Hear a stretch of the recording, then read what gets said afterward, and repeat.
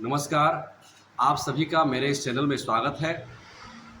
मैं बात करता हूँ सत्य पर आधारित, व्यवहारिकता पर आधारित और मेरी मुख्य विषय होती है शिक्षा, समाज, संस्कृति और योग।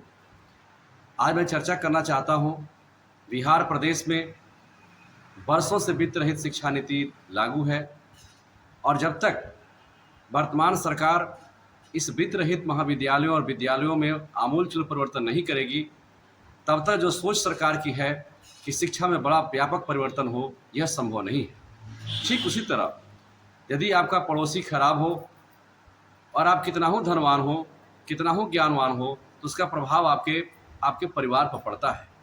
उसी प्रकार मान लीजिए कि सरकार प्रयास कर रही है कि जितने सरकारी विद्यालय महाविद्यालय हैं उसमें समय से विद्यार्थियों को पढ़ाया जाए, विद्यार्थियों को बुलाया जाए। वहीं बगल में वित्त रहित महाविद्यालय हैं जहाँ पर शिक्षक विवश हैं, जहाँ का प्रबंधक विवश है कि वह अपने बच्चों को पढ़ा नहीं सकता है। वह कहता है कि आओ हमारे यहाँ एडमिशन लो, फार्म भरो, रजिस्ट्रेशन कराओ, सर्टिफिकेट लो, घर जाओ। ऐसी परिस्थितियाँ क्यों आ गई हैं?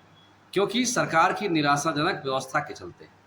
और देखा जा रहा है कि वित्त रहित महाविद्यालयों में कभी प्रचार की लड़ाई होती है, कभी अध्यक्ष की लड़ाई होती है। सरकार ऐसी कोई व्यवस्था क्यों नहीं बना पाती है कि उसमें रह रहे कर्मचारियों के जीवन सुरक्षित हो, उनका जीवन अच्छा हो सके, वो भी अच्छा पैसा कमा सकें और वो भी अपने समय को जो वास्तव में गंवाते हैं देश की समृद्धि में ठीक से बिता पाएँ। क्योंकि समय तो उनका लग रहा है लेकिन वो पैसा नहीं मिल पाता है, जिससे कि उनकी स्थिति खराब हो जाती है। अतः वर्तमान सरकार से, वर्तमान शिक्षा मंत्री से मैं साग्रह प्रार्थना करता हूं कि यदि आप चाहते हैं कि बिहार में शिक्षा की नीति, शिक्षा की व्यवस्था, शिक्षा पराकाष्ठा पर जाए, तो तुरंत से तुरंत वित्त रहित महाविद्यालयों पर विशेष ध्यान दिया जाए और उनका कायाकल्प किया जाए।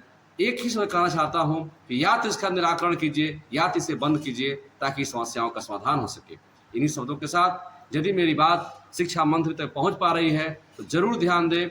मैं भूतनाथ महाविद्यालय गोपालगंज बथुआ बाजार से बोल रहा हूं। मैं वहां पर कंप्यूटर शिक्षक हूं और प्राचार्य भी हूं और वहां प्राचार्य की लड़ाई भी चल रही है।